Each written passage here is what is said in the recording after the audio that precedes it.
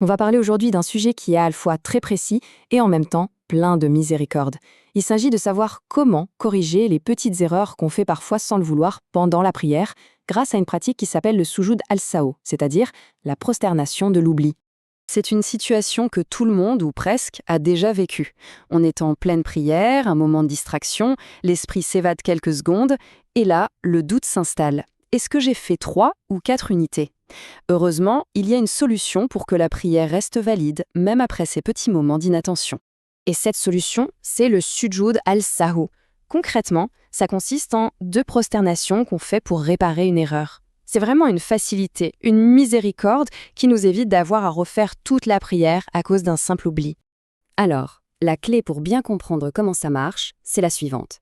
Le moment où l'on fait ces 2 prosternations va dépendre du type d'erreur.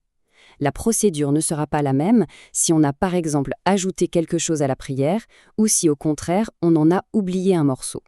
Et voilà la grande distinction. D'un côté, on a ce qu'on appelle le qabli, qui se fait avant le salut final et qui sert à réparer une omission, un moins. Et de l'autre, on a le ba'di, qu'on effectue après le salut final pour corriger un ajout, un plus. C'est la base de tout. Allez, commençons par le premier cas, qui est sans doute le plus courant, celui où l'on a oublié quelque chose. C'est là qu'intervient le qoubli. La procédure, en fait, s'intègre parfaitement à la prière. Juste après avoir fini de réciter le dernier tashahhud, et avant même de faire le salut final, on fait directement les 2 prosternations de l'oubli. Et c'est seulement après ça qu'on termine normalement la prière avec le salut. Alors concrètement, de quoi parle-t-on? Eh bien, par exemple, oublier de réciter une sourate après la Fatiha, ou bien se relever directement pour la 3e unité sans faire la pause assise du premier tashahhud. Omettre plusieurs fois de dire Allahu Akbar entre les mouvements, ou encore réciter à voix basse alors qu'il fallait le faire à voix haute. Tout ça, ce sont des cas typiques. Bon, passons maintenant au cas inverse. Qu'est-ce qui se passe quand, sans faire exprès, on en a trop fait? Là, on entre dans le domaine du badi. Ici, la logique est un peu différente. D'abord, on termine sa prière complètement, jusqu'au salut final. C'est seulement après avoir salué qu'on va faire les 2 prosternations. Mais attention, ce n'est pas tout à fait fini. Il faut ensuite se rassasseoir, réciter à nouveau le tashahhud et faire un tout dernier salut pour vraiment clôturer la prière. Les exemples, là aussi, sont assez clairs. Le cas d'école, c'est de prier 5 unités au lieu de 4. Ou encore, de faire une 3e prosternation par distraction. Un cas intéressant aussi, c'est quand on fait le salut trop tôt, puis on s'en rend compte et on se relève pour finir. Dans ce cas, le salut fait en plein milieu est considéré comme un ajout.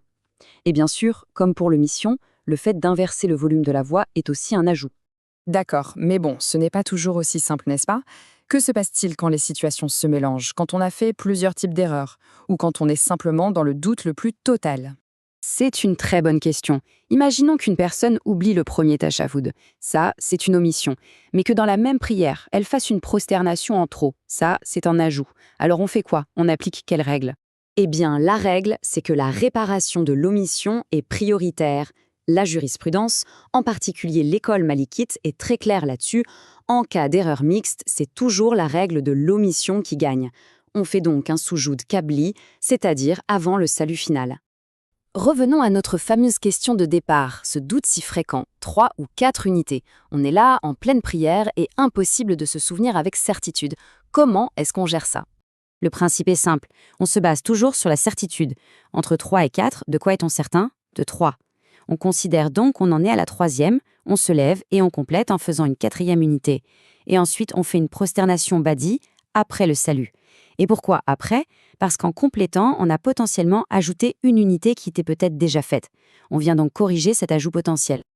Maintenant, si on prend un peu de recul, au-delà de ces règles qui peuvent paraître techniques, qu'est-ce que ce geste nous dit de plus profond?